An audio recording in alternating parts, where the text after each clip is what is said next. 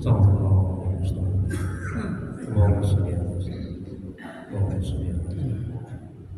Bismillahirrahmanirrahim. Assalamualaikum warahmatullahi wabarakatuh.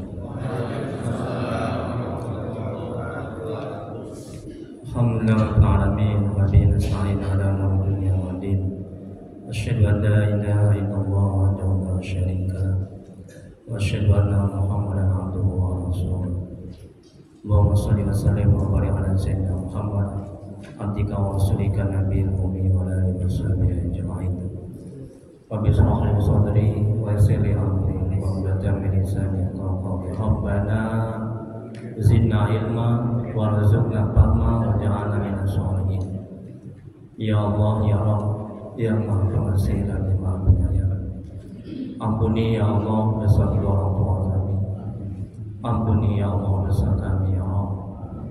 Ampuni ya Allah dosa kaum muslimin dan muslimat alaihi Muhammad. Ya Allah, mudahkan kami mencari ilmu, mudahkan kami mempelajari ilmu, mudahkan kami ya Allah memahami ilmu dan mengamalkannya ya Allah. Ya Allah, berkahi majelis ini, berkahi rumah kami ya Allah. Amin ya rabbal alamin. Mari kita mulai kajian manajemen qalbu, manajemen hati, kitab Al-Hikam karangan Syekh Imam Ibnu Athaillah As-Sakandari. Semoga Allah merahmatinya dan bacakan buku kitab. Adapun paranya kita ajarkan kepada Nabi Muhammad SAW kepada sahabat-sahabatnya, kemudian kepada tabi'in, untuk guru-guru kita, kedua orang tua kita, serta untuk Syekh Imam Ibnu Athaillah As-Sakandari dan kaum muslimin dan muslimat pada umumnya. Al-Fatihah. A'udzu billahi minasy syaithanir rajim. Bismillahirrahmanirrahim. Alhamdulillahi rabbil alamin. Ar-Rahmanir Rahim. Maliki yaumiddin. Iyyaka na'budu wa iyyaka nasta'in. Ihdinas siratal mustaqim. Siratal ladzina an'amta 'alaihim ghairil maghdubi 'alaihim waladdallin. Amin. Ilaihi anta maqsudi wa ridhaka rabbi ya Allah. Kalau yang kami tuju sudah mulai kami cari. Amin. Terima kasih Bapak, Ibu, jemaah pengajian dimurahmati oleh Allah Subhanahu wa taala. Jadi seharusnya yang mengisi pada hari ini adalah Al-Ustaz Profesor Dr. Usman Jafar. Karena Al-Ustaz telah hadir, jadi saya diminta untuk mengisi. Baik. Ini kajian manajemen qalbu, manajemen hati. Kitab Al-Hikam. Hikam artinya hikmah-hikmah ya. Jadi kitab Al-Hikam ini kitab yang paling tinggi, yang paling bagus, yang paling baik, dan induknya kitab tentang hati, tentang mengenal Allah. Bagaimana agar kita bisa dekat kepada Allah, bagaimana agar kita bisa mengenal Allah, bagaimana agar hati kita bersih, membersihkan penyakit-penyakit hati, iri, dengki, takabur, sombong. Nah, penyakit hati, tetangga beli kulkas, kita yang kedinginan, tetangga naik pangkat, kita yang orname, nah, itu iri, dengki. Ya, penyakit hati. Ini kitab Al-Hikam. Ya, manajemen qalbu, manajemen hati. Ya. Majelis taklim manajemen hati. Jadi saya punya pengajian di rumah. Kalau Bapak Ibu ada kelonggaran waktu bisa datang, itu setiap hari Ahad ba'da maghrib. Ini tentang manajemen hati juga, kayak kitab Al-Hikam. Jadi selain ngisi di sini, saya juga ngisi di masjid-masjid ba'da subuh. Ya. Ustadz Triwidya Sandika SSM S2, dosen tetap UIN, dosen terbaik 2009. Jadi kalau kita terampil menata hati kita menjadi yang terbaik. Ya, suami terbaik, istri terbaik, ibadah terbaik, akhlak terbaik. semuanya terbaik. Jadi keselamatan seorang itu bergantung sejauh mana dia terampil menata hatinya, manajemen kolbu. Ya. Kalau dia nggak terampil menata hatinya, siap-siap dia sengsara, menderita. Siap-siap dia kecewa dan sakit hati. Siap-siap dia tidak bisa bersabar ketika mendapat musibah dan cobaan. Ya. Kemudian berikutnya santri Al-Amin Madura, Jawa Timur, mengajar Al-Quran, tasawuf, tauhid, fikih, ruqyah. Saya juga ngobat-ngobati orang. Ini nanti hari Ahad ini, minggu ini, itu ada 2 pasien yang datang. Yang satu pasien kena narkoba, itu di ruqyah.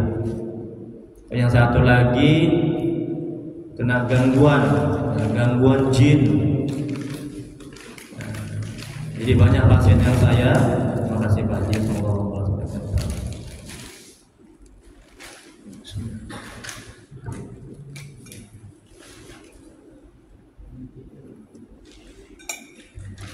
Banyak pasien yang saya ruqyah, ada yang disantet, ada yang didukuni, ada yang susah ibadah, ya.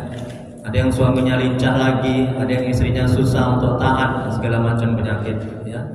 Penyakit jasmani maupun rohani itu di ruqyah. Di apa Bu? Di ruqyah. Ya, di ruqyah didoakan menggunakan media air dan bacaan-bacaan ayat-ayat Al-Quran. Kemudian berikutnya muhasabah dan bahasa Inggris. Saya juga berdakwah di media sosial, ya, di Facebook, ya, Instagram, di YouTube Triwidya Sandika Official. Nah, ini saya masukkan ke YouTube. Di setiap saya berdakwah, meruqyah, bisa lihat di YouTube saya. Silakan like, share, dan subscribe, ya. Dan ini materi sudah dapat semua, udah ya. Jadi setiap saya ngisi pengajian, saya berikan materi seperti ini. Karena ilmu itu mesti ditulis, betul Bu? Kalau nggak lupa nanti di rumah dibaca lagi. Nanti kalau ada nggak paham, ini ada nomor telepon. Dan nomor telepon saya juga punya grup manajemen hati, ya, grup WhatsApp manajemen hati. Silakan bergabung di nomor ini. Situ nanti bisa tanya-tanya, ya, tentang agama, tentang manajemen hati, tentang ruqyah dan segala macam. Alamat Jalan Ampera 1 nomor 75A, di samping PRSU Tapian Jaya, Jalan Gatot Subroto, dekat ya Bu ya, ya Pak ya, nah, jauh dari sini. Ya. Hikmah yang pertama, jadi kitab Ahal Hikam ini karangan Syekh Imam Ibnu Athaillah Sakandari, semoga Allah merahmati dan meridhoinya.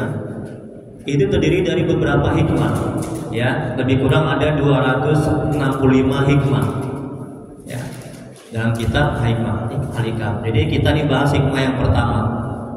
Nanti insya Allah lain waktu kita sambung hikmah yang kedua. Jadi setiap hikmah itu berbeda-beda, ya, tapi tetap berkaitan. Baik. Hikmah yang pertama, Syekh Imam Ibnu Athaillah Sakandari, semoga Allah merahmati dan meridhoinya. Beliau mengatakan dalam kitab Ahal Hikam, kalam hikmahnya, sebagian tanda berpegang atas amal ialah kurang harapannya kepada Allah ketika terjadi kesalahan-kesalahan. Ini hikmah yang pertama. Kita lihat penjelasannya. Orang yang beramal ibadah kepada Allah harus didasari dengan keikhlasan. Nah, jadi amal ibadah tanpa keikhlasan, ibadah ditolak. Amal ibadah tanpa keikhlasan, ibadahnya tidak diterima. Jadi harus ikhlas, ya, harus ikhlas. Allah berfirman dalam Al-Quran surah Az-Zumar ayat 11. Apa kata Allah?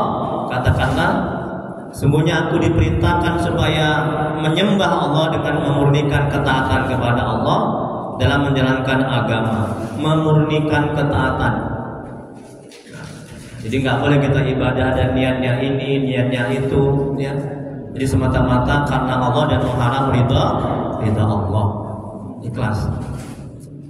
Ya. Bagaimana agar bisa ikhlas? Agar bisa ikhlas, jangan kita ingat-ingat apa yang sudah kita lakukan. Bahwa kita sedekah, ini manajemen hatinya, manajemen kolbunya, agar amal ibadah kita terangkat, agar amal ibadah kita diterima oleh Allah Subhanahu Wa Taala. Kalau kita sedekah, jangan kita ingat-ingat, oh kita sudah sedekah, sedekahnya banyak. Jadi kita butuh dipuji, butuh diakui, butuh disanjung, ya, butuh dibalas budi. Seperti kayak kita buang sampah, kita buang, udah kita lupakan. Itu akan bisa memurnikan keikhlasan. Nah, kemudian perbanyak amal ibadah yang tidak diketahui orang banyak. Ini terutama ibadah sunnah ya. Di sholat sunnah. Nah, itu kalau kita sedekah, ya, nah usahakan jangan ada diketahui oleh orang lain. Itu akan menambah keikhlasannya. Kemudian berikutnya Rasulullah SAW bersabda, sungguhnya Allah tidak akan menerima amal selain apa yang dilakukan secara ikhlas dan mengharap ridha Allah. Di riwayat Nasai. Sallallahu alaihi wasallam. Kemudian berikutnya kita tidak boleh mengandalkan, bergantung dan bersandar kepada amal kita, bahwa karena amal ibadah kita masuk surga, tidak boleh. Jadi Rasulullah SAW bersabda bahwa seseorang itu masuk surga bukan karena amalnya, tapi karena rahmat Allah. Itu seperti kata Nabi. Jadi nggak boleh bergantung, bersandar kepada amal, kepada ketaatan, kepada kehebatan, kepada kesanggupan, ya, kepada kepintaran. Oh aku udah sholat tahajud tiap malam, terkabul lah ini apa yang kuhajatkan. Terus hati, akal pikiran kita bergantung kepada amal tahajud kita. Tidak benar seperti itu. Nanti apa dampak negatifnya? Ketika doa kita, apa yang kita inginkan tidak terwujud, kita akan sakit hati, kita akan kecewa, kita akan menderita, bahkan stres. Jadi kita bergantung kepada Allah, kepada rahmatnya, kepada karunia-Nya. Jangan bergantung bersandar kepada amal tahajud kita. Ini apa yang dikatakan oleh Al-Imam. Kita tidak boleh mengandalkan, bergantung. Nah ini seperti kata Al-Imam tadi, hikmahnya yang pertama, sebagian tanda berpegang atas amal ialah kurang harapannya kepada Allah ketika terjadi kesalahan-kesalahan. Kemudian berikutnya Allah berfirman dalam Al-Quran surat Al-Hujurat ayat 17. Apa kata Allah? Mereka merasa berjasa kepadamu dengan keislaman mereka. Katakanlah, janganlah kamu merasa berjasa kepadaku dengan keislamanmu. Sebenarnya Allah yang melimpahkan nikmat kepadamu dengan menunjukkan kamu kepada keimanan, kamu orang yang benar. Ini kata Allah dalam Al-Quran. Allah yang menganugerahkan, Allah yang memberikan pertolongan, bantuan sehingga kita bisa beramal ibadah, sehingga kita bisa sedekah. Ya, Allah yang merahmati kita sehingga kita bisa taat. Ya. Jadi tidak boleh bergantung, bersandar kepada amal, ya, kepada kehebatan. Kemudian berikutnya Rasulullah SAW bersabda, tidak seorang pun dari kalian yang dimasukkan surga oleh amalnya. Nah, ini kata Nabi. Ya, dan tidak juga diselamatkan dari neraka karenanya. Tidak juga aku kecuali karena rahmat dari Allah. Di riwayat Muslim sallallahu alaihi wasallam. Ini kata Nabi, karena rahmat dari Allah. Oh doaku terkabul, aku bisa berangkat haji, aku bisa membayar hutang, bukan karena doa kita. Oh doa bapak itu hebat, doa Pak Haji itu hebat, bukan karena doanya. Ya Bu ya. Coba sadarkan dalam hati kita, ini manajemen hatinya agar tidak timbul ujub, bangga, merasa mulia, merasa hebat, yang merasa sudah bagus amalnya, ya. Kita beranggapan karena doa kita lah maka terkabul. Jangan seperti itu. Nanti kita nggak akan bisa bersyukur kepada Allah, dan kita akan semakin jauh dari Allah. Kita nggak akan bisa dekat kepada Allah. Nanti kita akan meremehkan orang, mengecilkan orang, menghina orang. Kalau kita beranggapan doa kita lah ya, doa kita yang menyebabkan terkabulnya apa yang kita hajatkan. Paham ya Bu ya? Paham Bu? Nah, tapi terkabulnya doa kita semata-mata karena Allah, karena rahmatnya, karena karunia-Nya, karena anugerahnya. Baik, Al-Kisah seorang yang disuruh Allah masuk surga dengan rahmatnya. Kemudian ia tidak terima dan berkata, "Ya Allah, aku masuk surga dengan amalku. Sepanjang hidupku aku beramal baik, tidak pernah berbuat dosa dan maksiat." Allah berkata, "Engkau mengandalkan amalmu, coba timbang amalmu dengan nikmat mata." Tengok ini. Coba timbang amalmu dengan nikmat mata. Nikmat mata aja, itu baru mata. Belum lagi yang lain. Coba ditimbang. Ya. Ini manajemen hatinya agar kita tidak sombong, angkuh, merasa hebat, merasa mulia. Yang membanggakan amal kita yang jauh dari kesempurnaan, banyak maksiat, ada makan makanan yang haram, ada menzalimi orang, bacaannya belum benar. Apa yang mesti kita andalkan dengan amal yang seperti itu? Ya, untuk bisa masuk surga. Enggak sebanding. Ya. Nah, tengok.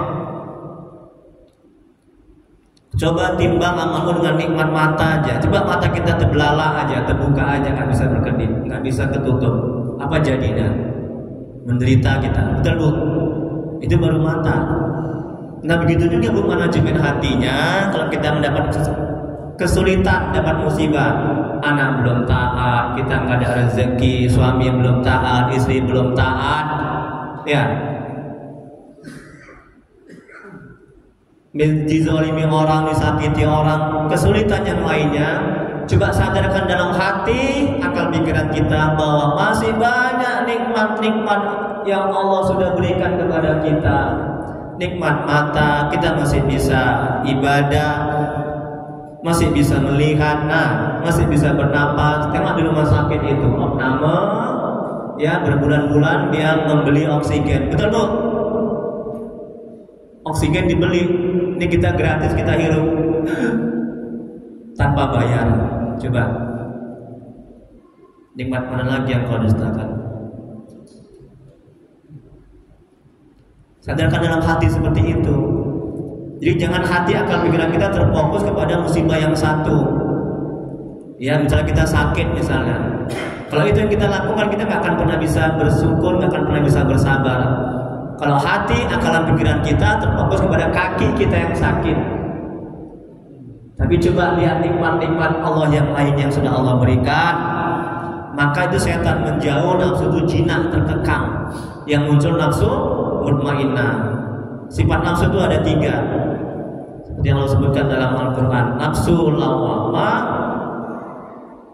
nafsu amarah, nafsu lawamah, nafsu mutmainnah. Irji'i ila rabbiki radiyatan mardiyah. Itu nafsu yang baik, yang bagus. Tengok, nikmat mata maka tidak sebanding dengan apa yang kita persembahkan kepada Allah, dengan yang Allah berikan kepada kita. Tengok, itu baru mata bu. Coba sadarkan dalam hati kita, ini manajemen hatinya, agar kita bisa bersabar. Ustaz, ada ibu-ibu yang mau bunuh diri, curhat sama saya, mengeluh, bertanya, nggak sanggup saya Ustaz hidup ini Ustaz, saya mau bunuh diri aja Ustaz, banyak masalah, banyak kesulitan, banyak problem dalam rumah tangga. Jadi kalau dia nggak ngerti manajemen hati, nggak terampil menata hatinya, ya, dia menganggap nikmat itu hanya sebatas uang. Padahal nikmat itu banyak, sehat itu nikmat, rezeki, ya. Bisa ibadah itu nikmat, rezeki, ilmu itu nikmat, rezeki, ya.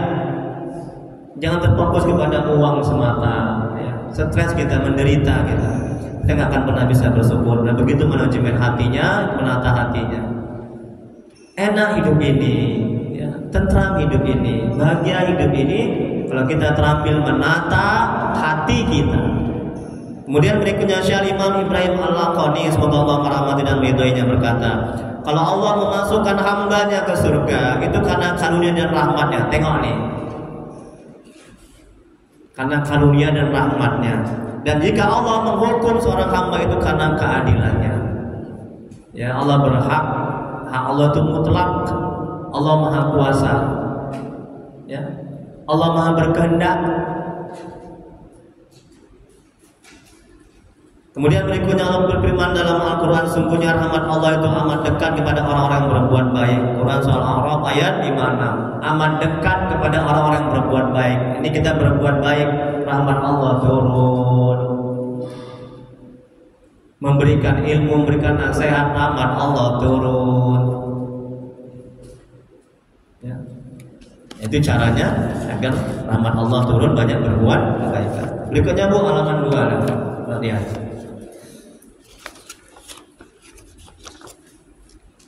Imam Ghazali semoga Allah merahmati dan meridainya berkata, sungguhnya seorang hamba masuk surga itu sebab anugerah Allah, kemurahan Allah, dan rahmat kasih sayang Allah. Hanya saja rahmat Allah Ta'ala itu hanya sampai kepada hamba bila ia telah bersiap diri untuknya dan ia layak untuk menjadi tempat bagi rahmat Allah itu. Rahmat Allah turun ke dalam hati kita. Jadi mesti kita siapkan hati kita, bersihkan hati kita dari penyakit-penyakit hati, dari maksiat dan dosa, penyakit hati iri, dengki, takabur, sombong, ujub, sum'ah, dendam, ya, dendam kusumat, habis itu pahala. Ya, berat untuk memaafkan, berat untuk mengakui kebaikan orang, kelebihan orang. Ya. Penyakit hati, nggak bisa khusyuk dalam ibadah, itu penyakit hati. Khusyuk itu wilayah hati. Sepanjang hati kita belum bisa baik, belum bersih, kita nggak akan bisa khusyuk dalam beramal ibadah. Sabar hati. Sepanjang hati kita belum bisa baik, masih kotor, ya belum bagus, kita nggak akan bisa bersabar. Sampai kita mati, meninggalkan dunia. Kalau hati kita masih belum baik, kita akan bisa bersabar.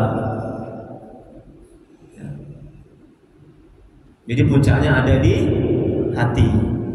Jagalah hati, mana Bu? Jangan kau kotori, jagalah hati, lentera hidup ini. Manajemen hati. Kemudian berikutnya, itu rahmat Allah turun ke dalam hati yang bersih, hati yang baik, hati yang mengenal Allah, hati yang dekat kepada Allah, hati yang bertawakal kepada Allah. Hal demikian itu hanya terwujud dengan melaksanakan perintah-perintah Allah dan menjauhi semua larangan Allah. Terus menerus berada dalam berbagai ketaatan, mendekati Allah dan ikhlas dalam beramal. Turunlah rahmat Allah. Begitu juga dalam hal berdoa, tidak boleh mengandalkan doa, karena doa akulah maka Allah mengabulkan. Ini kata Imam Ibnu Athaillah As-Sakandari. Tidak boleh bersandar bergantung kepada doa, kepada usaha. Oh, karena doakulah maka anakku bisa sehat, ya. Karena doakulah aku bisa mendapat rezeki. Karena doakulah kau bisa berhasil dalam dunia ini. Karena doaku, jangan seperti itu. Nanti ujub kita, merasa hebat, merasa mulia, rusak amal kita, ya, sia-sia kita beramal, ya.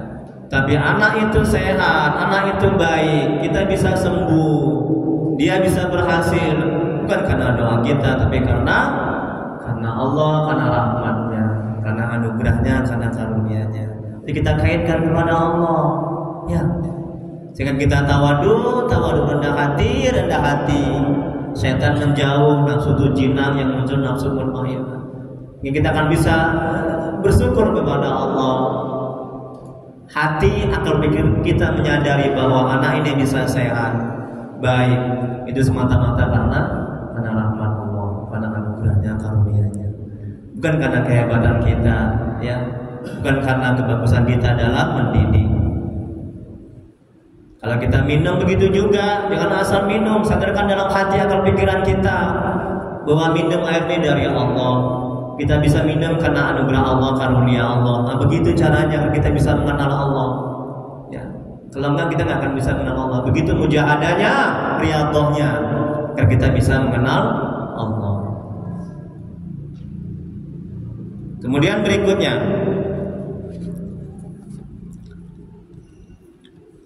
begitu juga dalam hal berdoa, tidak boleh mengandalkan doa, karena doa akulah maka Allah mengabulkan.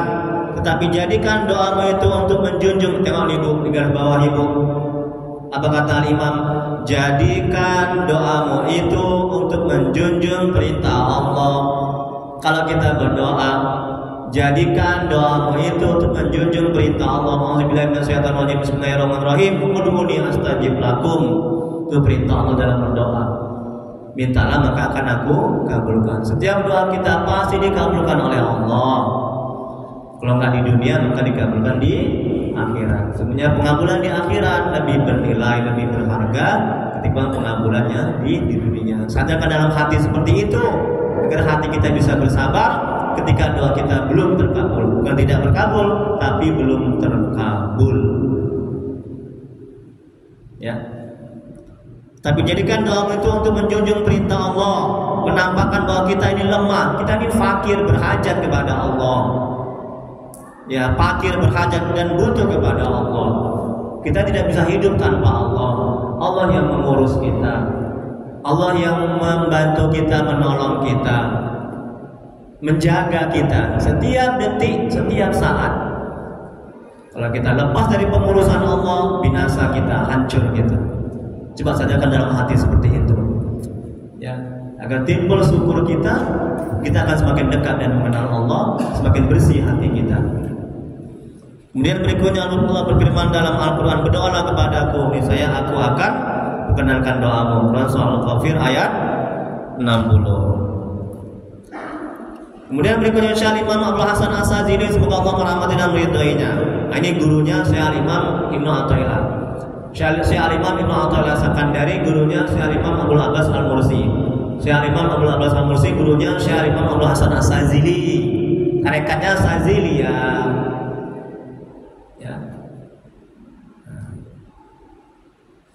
Semoga Allah merahmati dan meridhai mereka.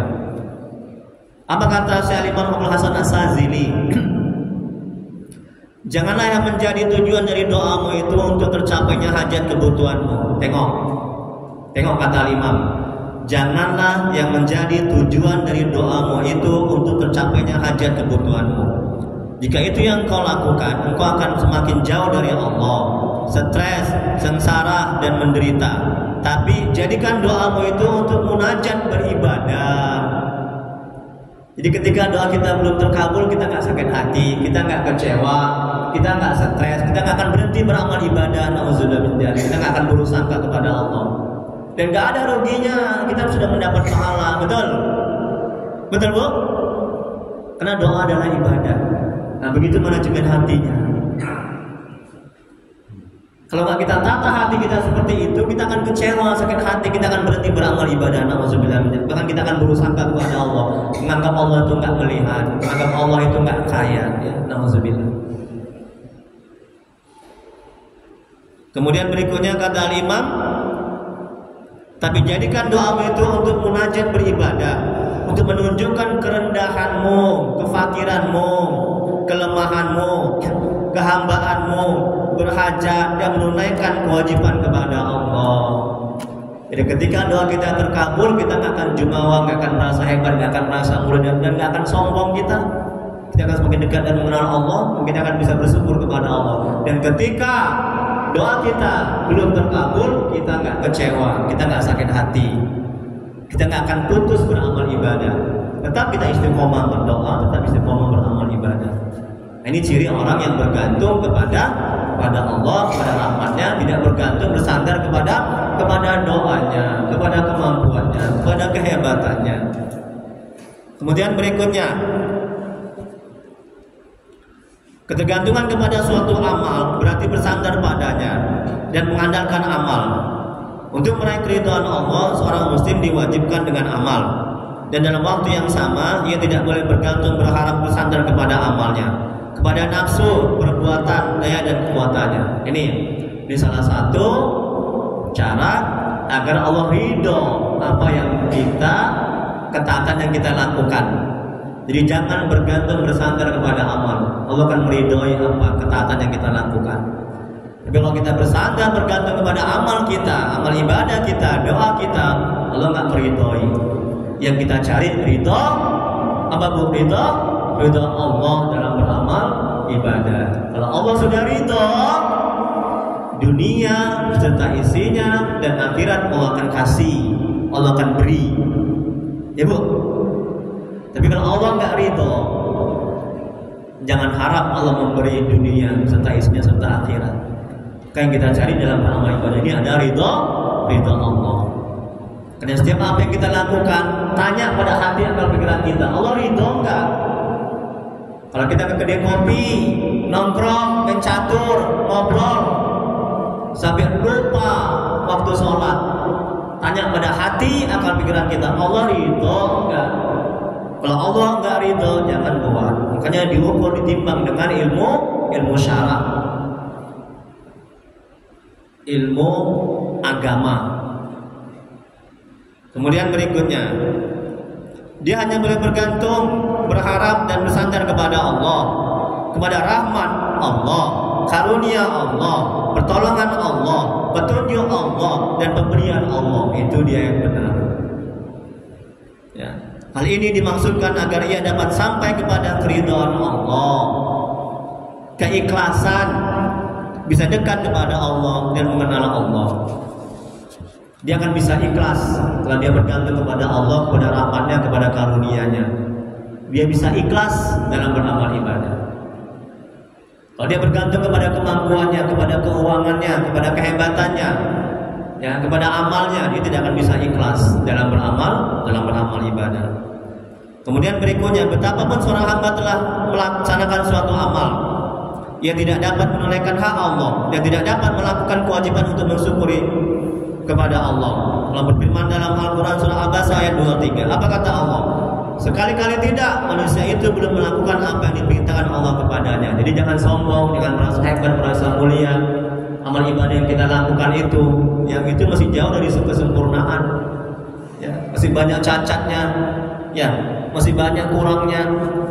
Jadi apa yang kita andalkan dengan amal ibadah yang seperti itu? Ya, jangan sombong. Kemudian berikutnya, bila seorang hamba paham dan sadar bahwa ia bisa beramal ibadah karena atas izin Allah, dia menghendakinya, Allah yang menghendakinya, yang menggerakkan hatinya, memberikan kekuatan dan kemampuan kepadanya, ia tidak akan bergantung, bersandar dan berharap kepada amalnya.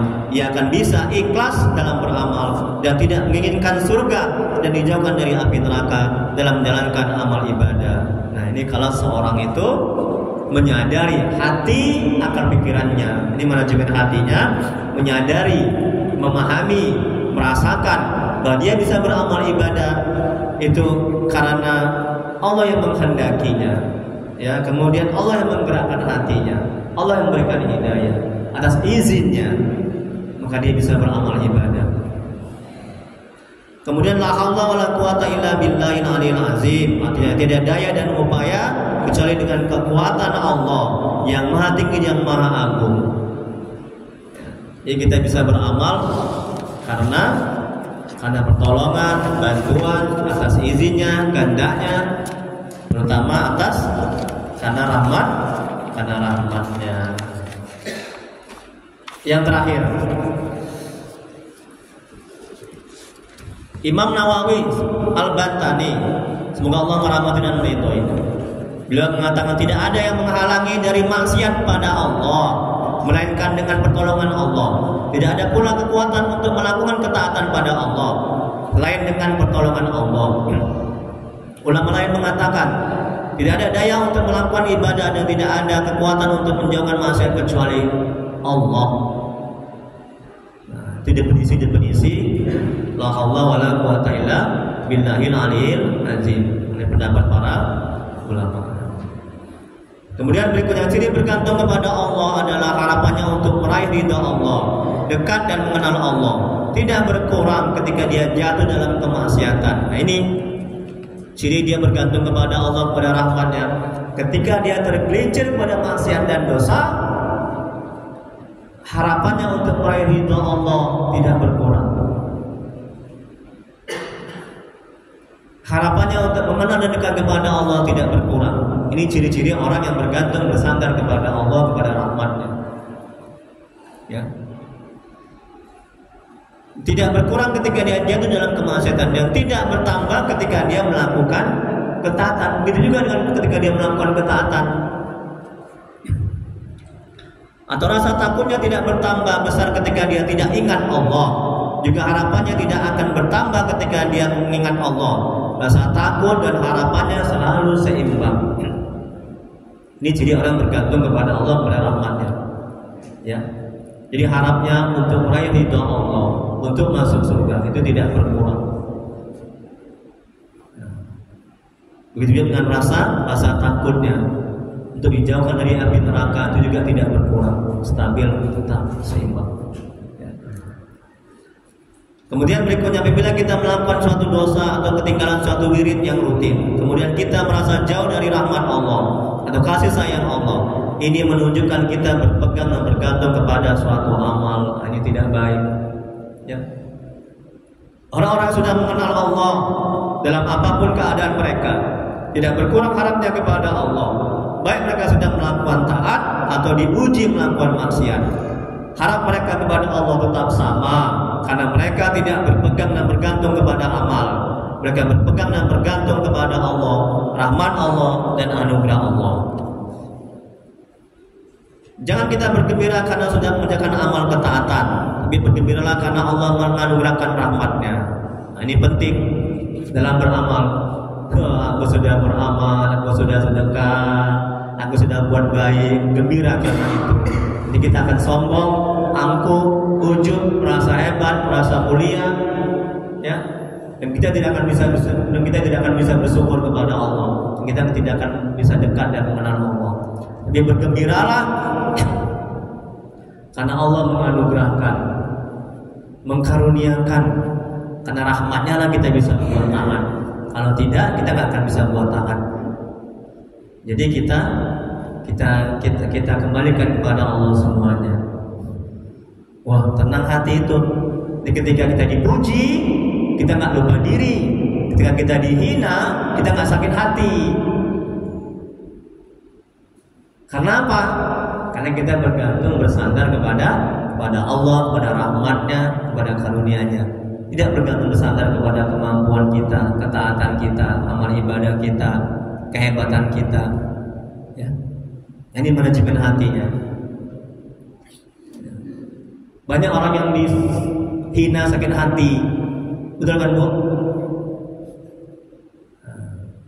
Bodoh kau. Sakit hati dia. Karena dia nggak terampil menata hatinya. Kalau dia terampil menata hatinya, dibilang bodoh, dia tersenyum. Dia sadar hati akal pikirannya bahwa yang maha kaya adalah sejatinya adalah Allah. Nah, begitu. Kita pintar karena Allah berikan ilmu, betul Bu? Kalau Allah nggak berikan ilmu, kita bodoh semuanya. Kita tahu karena Allah yang memberikan tahu, betul? Kita mengerti karena Allah yang membuat kita mengerti dan paham, betul? Nah, begitu. Jadi ketika kita dibilang bodoh, kita nggak sakit hati. Dan ketika kita dibilang pintar, kita nggak akan jumawa, nggak akan merasa hebat, merasa mulia. Oh, memang aku yang hebat, aku yang pintar. Kau apa bodoh? Tolong tahu. Ya, itu menata hati, terampil menata hati. Ketika disakiti, dizalimi, bagaimana kalau kita nggak sakit hati, nggak membalas orang yang menyakiti kita? Bagaimana manajemen hatinya? Jadi kalau kita membalas orang yang menyakiti kita, dia dosa, kita dapat dosa, betul? Ya nggak ada untungnya. Bagaimana manajemen hatinya ketika dia menzalimi, menyakiti kita? Sadarkan dalam hati, akal pikiran kita bahwa dia berbuat begitu karena kehendak Allah, atas izin Allah, betul?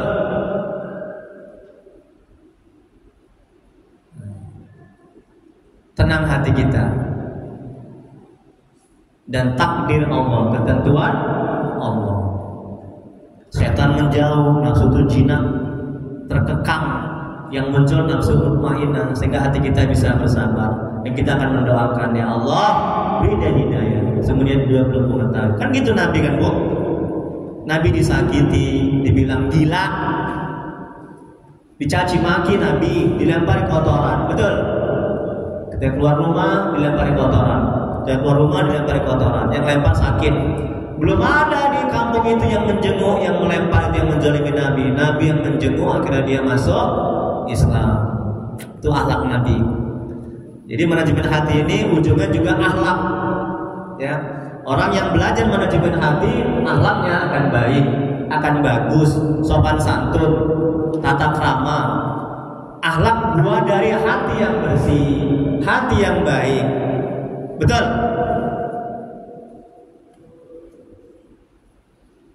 Kemudian berikutnya,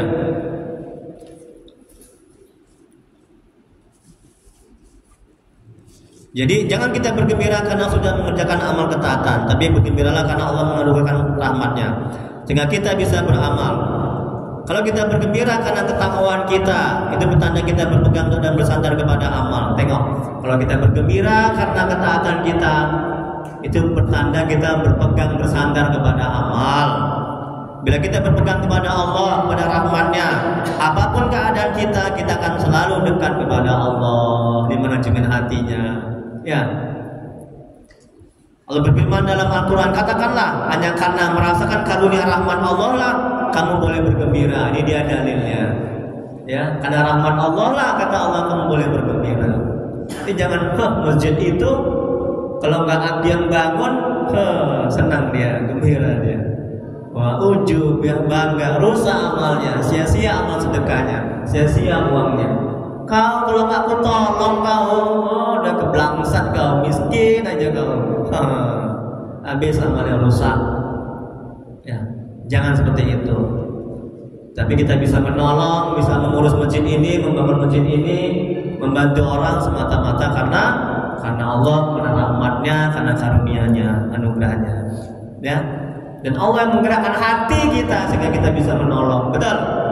Dan Allah yang mentakdirkan. Apa jadinya kalau Allah mentakdirkan kita lumpuh, kita nggak bisa beramal ibadah? Ini bu, kalau pagi ini, subuh ini Allah mentakdirkan kita berbuat maksiat, tidak di masjid, apa jadinya? Betul. Jadi patut kita bersyukur kepada Allah. Karena subuh ini Allah mentakdirkan kita berbuat taat. Begitu dia manajemen hatinya, sehingga kita bersyukur kepada Allah. Alhamdulillahirabbil alamin, ya Allah, bersyukur kepadamu ya Allah, Engkau takdirkan aku pada hari ini berbuat taat. Dan sebaliknya, kalau Allah mentakdirkan giliran waktu berbuat maksiat, Allah menghendaki kita supaya kita bertaubat. Jangan katakan kau mencuri. Loh, itu sudah takdir Allah. Memang itu takdir Allah. Tapi kalau itu yang kita katakan, kita nggak akan tergerak hati untuk mau bertobat. Betul. Berarti kita menisbahkan itu kepada Allah. Emang semuanya takdir Allah, baik maupun buruk. Itu merupakan takdir Allah. Jadi agar kita mau tergerak hati untuk mau bertobat, ketika mencuri kita bertobat. Ini kesalahan aku, ini kebodohanku. Nah, begitu dia. Ya. Ini ketidaktahuanku, aku yang banyak dosa, aku yang buat maksiat. Nah, begitu cara manajemen hatinya.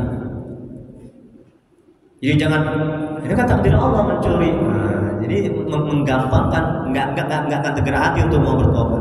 Kemudian berikutnya yang terakhir, bergantung kepada Allah menyebabkan yang pertama bersih dari penyakit hati, hatinya tenang dan tentram karena tidak merisaukan nasibnya. Dia telah merasa cukup dengan apa yang telah ditakdirkan oleh Allah.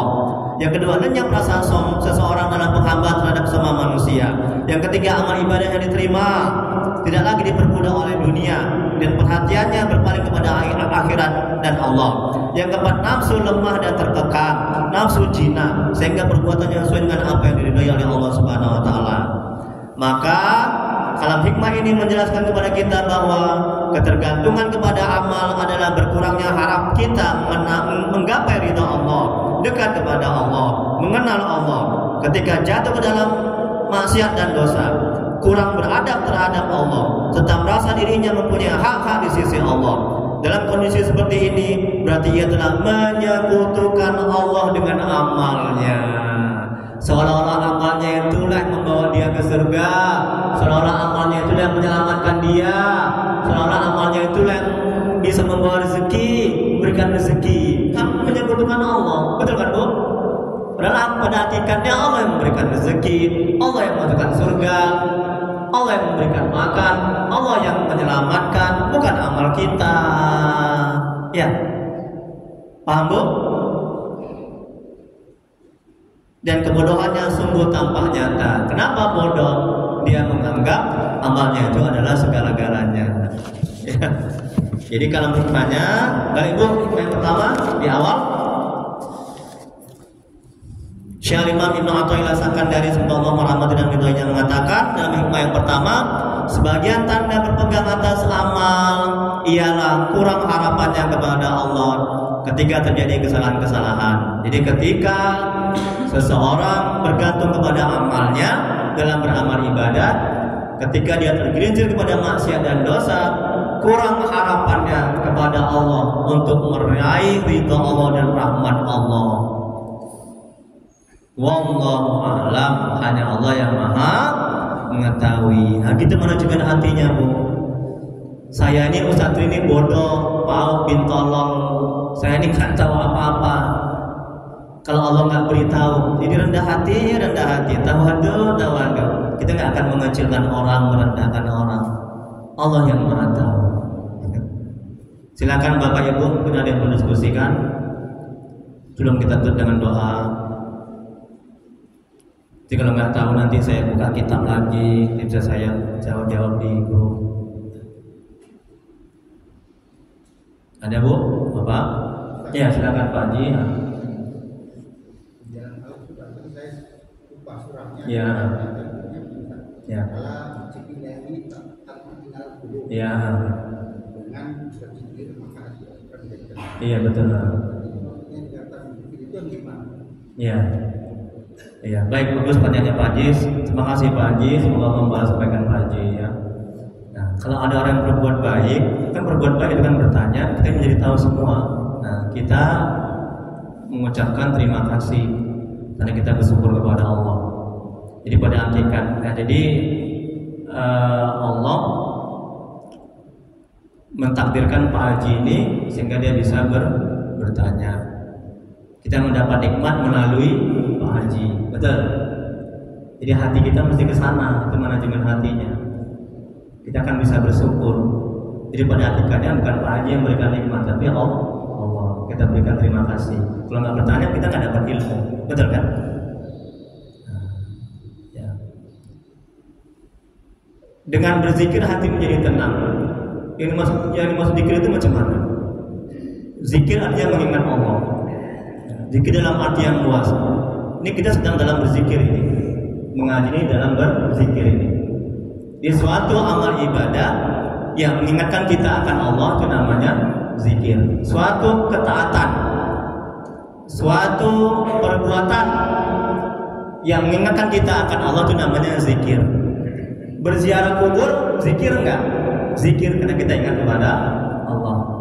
Majelis taklim, majelis ilmu zikir enggak? Zikir karena kita ingat kepada Allah. Wirid, bapak ibu-ibu zikir. Baca Quran zikir. Menonton ceramah di TV zikir. Menjenguk orang sakit zikir enggak? Zikir. Sadar hati akal pikiran kita bahwa dia sakit karena kehendak Allah, atas izin Allah, takdir Allah. Makanya kita kaitkan kepada Allah. Tapi kalau enggak begitu, menjenguk orang sakit tidak menjadi zikir jadinya. Betul kan? Kita akan ketawa-ketawa ya, dan tidak akan menjadi amal ibadah. Bekerja zikir enggak? Zikir. Kalau kita niatkan karena Allah, mengharap ridha Allah dan menjalankan perintah Allah, karena kerja itu adalah perintah Allah. Ibadah tidak hanya sholat, tidak hanya baca Quran, betul Pak Haji? Ya kan? Ibadah. Kerja kan ibadah, membantu orang ibadah, ngurus masjid itu ibadah. Nah, itu yang pertama. Yang kedua, ada zikir-zikir yang ditempatkan pada tempatnya. seperti kayak sehabis sholat, subhanallah, subhanallah, alhamdulillah. Kemudian ada juga zikir la ilaha illallah, atau zikir yang digunakan sebagai wirid-wirid. Nah, ya, seperti la ilaha illallah, la ilaha illallah. Nah, dizikirkan sebanyak-banyaknya, padilannya ini segala macam. Nah, itu zikir yang ditempatkan pada yang tertentu. Nah, jadi yang ketiga, ulama-ulama, orang-orang sufi, wali-wali Allah, mereka bisa sampai kepada Allah itu dengan mendawamkan selalu ingat kepada Allah, selalu berzikir dalam hati Allah, Allah, Allah, atau la ilaha illallah, la ilaha. Zikir itu membentengi diri kita. Jadi kalau saya meruqyah, mengobati orang, bapak ibu, biar keluar jin, setan, segala macam hantu belau yang ada dalam tubuh ibu zikir ketika saya meruqyah. Saya bacakan Yasin sekali, Ayatul Kursi 7 kali, Al-Fatihah 7 kali, Al-Ikhlas, Al-Falaq, An-Nas. Ini pakai air. Saya ibu amalkan, bapak amalkan itu. Ibu zikir, apa zikirnya bapak ibu? Tarik nafas, sebutkan Allah, kemudian keluar melalui hidung, ya batin, Allahu ya batin, Allahu ya batin, Allahu ya batin. Ya batin yang maha sesembunyi, yang maha gaib. Allahu ya batin. Sampai selesai saya meruqyah, baru ibu selesai berzikir. Wah, keluarlah jin segala macam yang ada dalam tubuhnya, menggelepar, muntah darah. Coba tengok di YouTube. Ya, menjerit-jerit, nangis-nangis, ada yang kecampak kursinya, kecampak mejanya, zikir. Itu luar biasa. Wallahu a'lam bishawab, hanya Allah yang mengetahui jawabannya. Begitu Pak Haji. Silakan, mungkin ada lagi yang lain. Ya, silakan Pak Haji. Assalamualaikum warahmatullahi wabarakatuh. Menjaga hati Pak Haji.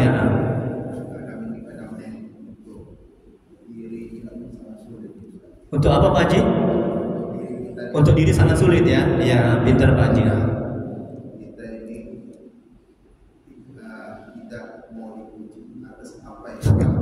Kita nggak mau dipuji atas apa yang kita lakukan. Nah, orang yang memuji. Iya. Iya. Tunggu sebentar Pak Haji, nanti saya lupa. Saya jawab dulu ya. Nanti saya lupa. Bagus pertanyaannya. Makasih Pak Haji ya. Semoga Allah membalas kebaikan Pak Haji ya. Amin ya rabbal alamin. Ustaz, terkadang menjaga hati ini sangat sulit Ustaz. Ya. Ketaatan itu awalnya dipaksakan. Saya dulu berat kali untuk sholat subuh di masjid, tapi saya paksakan.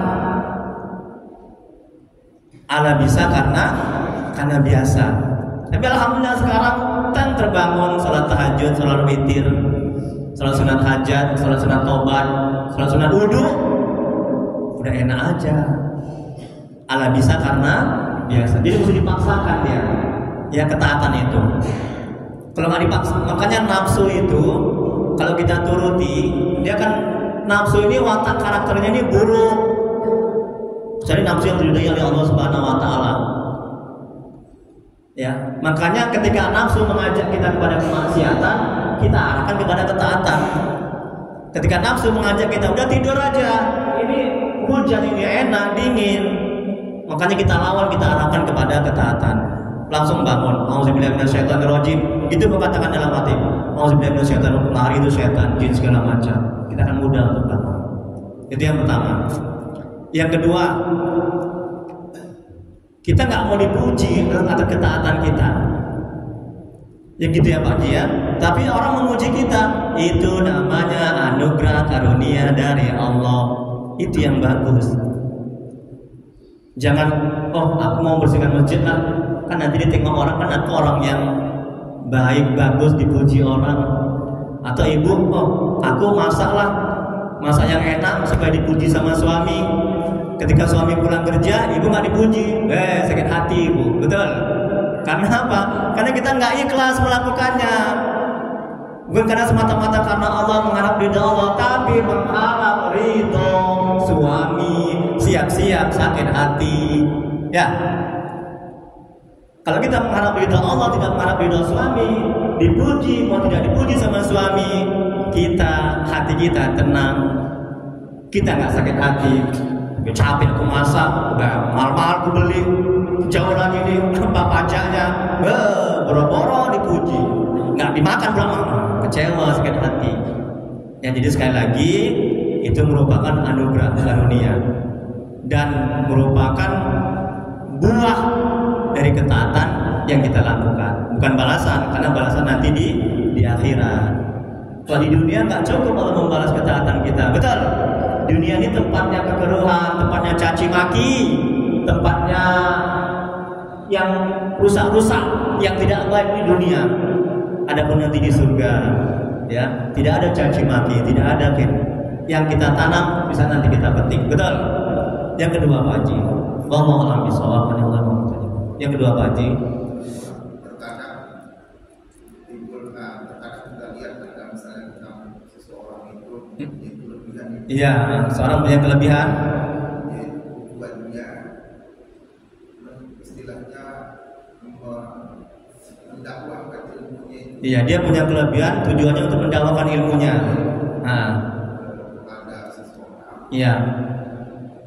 Kadang bisa kita lihat dua aspek. Iya. Memuji diri sendiri. Iya. Apakah itu tujuan kebaikan? Iya. Ada membedakan. Iya. Ada kelebihan sama dia. Iya. Dalam diri dia. Iya. Karena memberikan kepada orang lain membagi ilmunya. Iya. Kemudian kadang pandang orang itu. Iya. Itulah tadi. Dia untuk memamerkan ya. Oke. Jadi hatinya itu nggak ikhlas ya dalam hal memberikan ilmu, dalam berdakwah ya.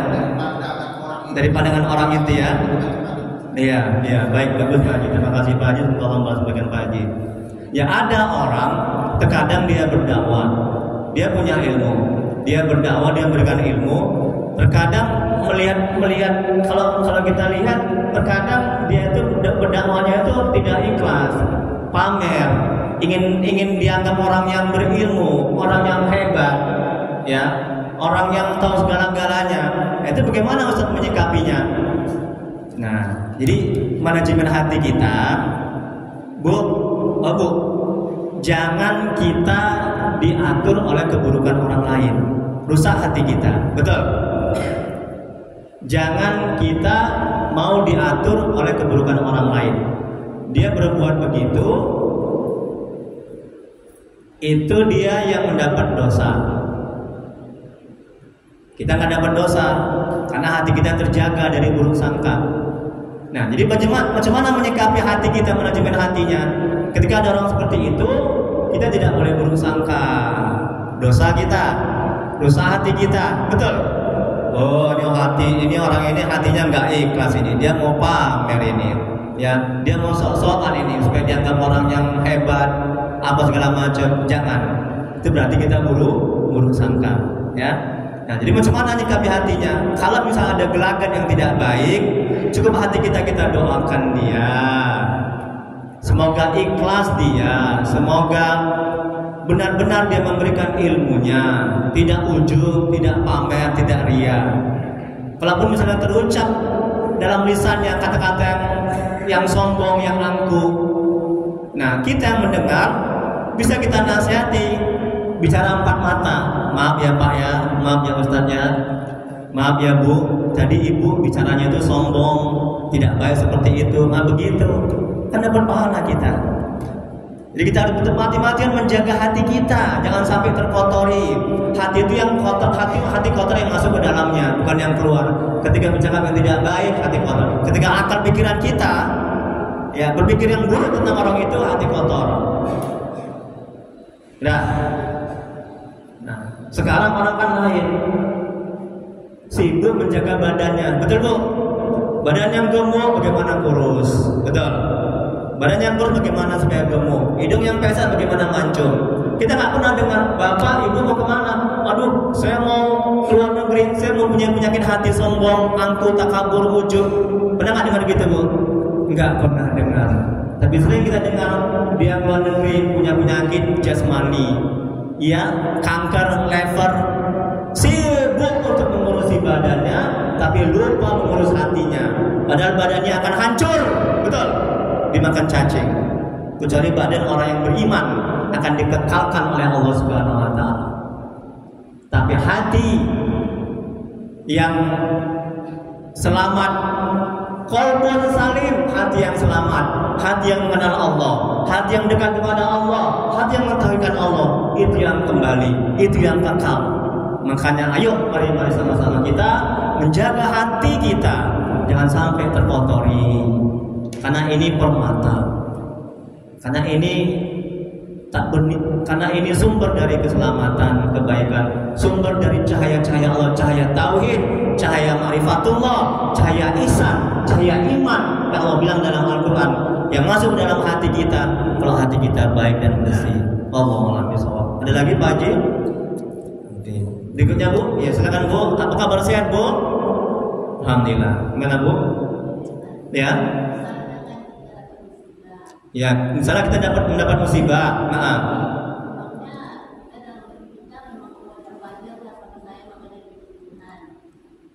ya.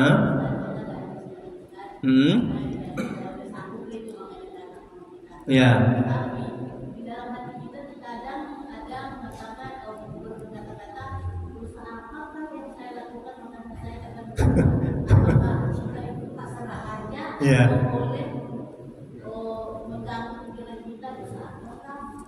Iya. Iya, pintar Ibu, alhamdulillah. Bagus sekali Bu ya, terima kasih ya Bu ya. Semoga Allah membalas kebaikan Ibu ya. Rasulullah SAW bersabda, belum bersyukur kepada Allah sebelum kita berterima kasih kepada orang yang menjadi penyebab sampainya nikmat kepada kita. Nah, makasih ya Bu ya. Gara-gara Ibu jadi dapat ilmu kan. Ustaz, misalnya kita mendapat musibah sakit atau musibah apa, kemudian dalam hati kita bilang, kita katakan dalam hati, dosa apakah yang sudah aku buat, gitu ya Bu ya, gitu ya Bu ya, dosa apa yang sudah aku buat sehingga mendapat musibah. Makanya benar sekali, ini manajemen hatinya. Allah berfirman dalam Al-Quran, musibah yang menimpamu itu kata Allah, itu akibat dari perbuatan kamu sendiri. Ya. Jadi agar kita bisa bersabar, ini manajemen hatinya. Bagus sekali pertanyaannya. Saya suka ini, senang. Ini yang selalu saya sampaikan kepada jemaah saya, pasien saya kalau saya meruqyah.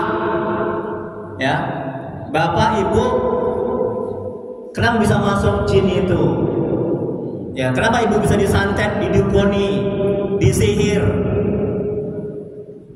Karena Ibu, Bapak melakukan banyak dosa, maksiat. Jadi Allah timpakan bala bencana.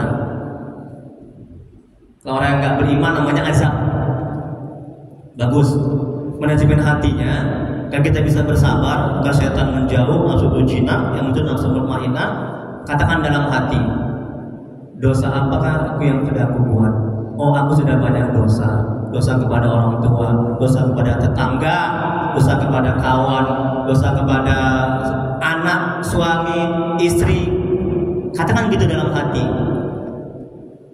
Dah? Kalau kita bilang begitu, katakan begitu, rahmat Allah akan turun, bantuan pertolongan Allah akan turun. Allah akan memberikan solusi kepada kita, terbuka jalan. Ini perumpamaan untuk mendekati paham. Kaca mobil, itu saya bak mobil. Kalau kaca mobil kotor, bisa nggak jalan Bu? Bisa jalan? Nggak bisa. Jalannya ada nggak? Ada. Kita nggak bisa jalan, betul kan? Jadi mesti diapain? Dibersihkan kaca depan mobil, kita bisa jalan. Dan kalau kita mendapat musibah apapun itu ya, sakit, anak belum taat, suami belum taat, istri belum taat. Jangan sibuk mencari solusi. Jangan sibuk mikir. Boleh mikir, harus menjadi zikir, ingat kepada Allah. Tapi harus sibuk, seperti yang Ibu bilang, dosa-dosa yang mengundang masalah itu ada, masalah itu datang. Ya tadi mungkin ada menjolimi orang, nyakiti orang, atau mungkin kita sholatnya mungkin hanya sekedar bubur kewajiban, sholatnya nggak pakai ilmu, banyak nggak khusyuknya daripada khusyuknya, banyak lalainya ketika sholat menunda-nunda, mungkin kita nggak sholat, jarang-jarang sholat. Nah, coba bertafakur, evaluasi, introspeksi, bermuhasabah. Wah, itu rahmat Allah, karunia Allah, pertolongan Allah, solusi yang akan Allah berikan. Hati kita akan tenang. Kita nggak akan menyalahkan suami atau istri, kita nggak akan menyalahkan anak-anak, kita nggak akan menyalahkan, oh dokter Paul, tolong, dokter nggak becus, nggak sehat nih penyakitku. Kita nggak akan menyalahkan begitu. Ini obatnya ini nggak manjur ini. Kita nggak akan bilang begitu. Ya. Dan sebaliknya, ketika kita sembuh, kita nggak akan lupa diri. Bukan obat yang menyembuhkan, bukan dokter yang menyembuhkan, tapi Allah Subhanahu Wa Taala. Buktinya ada orang yang berobat tapi nggak sembuh, ada kan? Ya, bagus sekali itu, Bu. Ya, lakukan seperti itu. Dosa apa yang sudah aku buat? Oh ya, aku sudah banyak dosa, banyak maksiat. Bersih hati, tenang hati. Aku udah nyakiti orang. Ya. Jangan kita merasa mulia, merasa nggak ada dosa. Jangan kita merasa menjadi korban takdir Allah yang buruk. Jangan. Ya. Kalau itu yang kita lakukan, kita nggak akan bisa bersabar. Ya, jauh dari rahmat Allah, pertolongan Allah. Wallahu a'lam bishawab. Hanya Allah yang mengetahui jawabannya. Enak kan, Bu, manajemen hati kan, Bu? Enak kan, Bu? Tenang kan, Bu? Damai kan, Bu?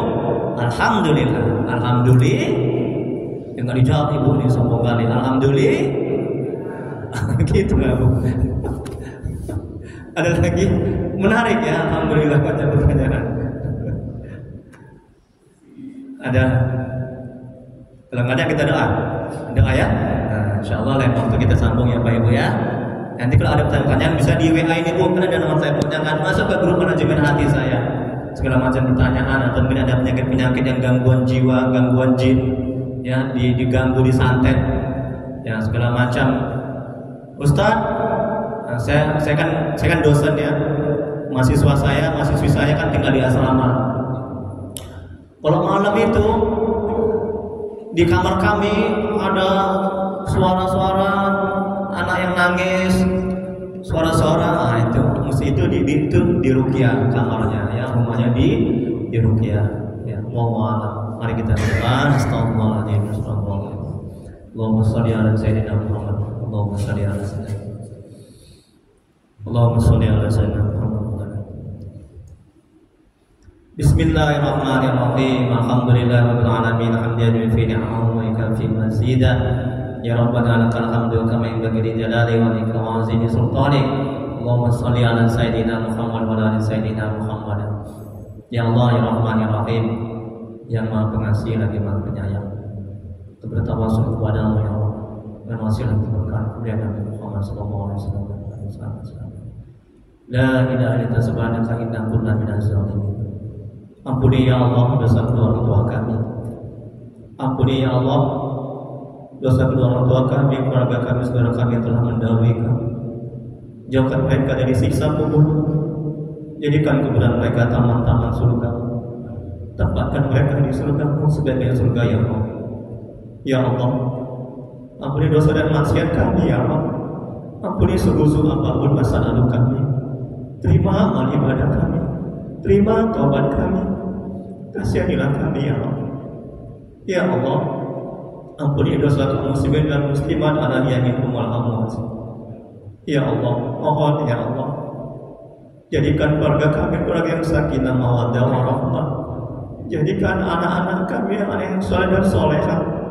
Jauhkan kami dari musibah dan bala bencana ya Allah. Ya Allah, tolonglah ya Allah. Tuntun hati kami agar bisa istiqomah dalam taat kepada-Mu, agar bisa selalu mengingatnya, agar bisa selalu berselawat kepada Rasulullah ya Allah. Ya Allah, bila di antara kami, keluarga kami, jemaah ini ada yang sakit, mohonlah ya Allah, angkat penyakitnya ya Allah, beri kesembuhan kepadanya ya Allah. Bila ada yang mendapat kesulitan hidup, mohonlah ya Allah, beri kemudahan kepadanya ya Allah.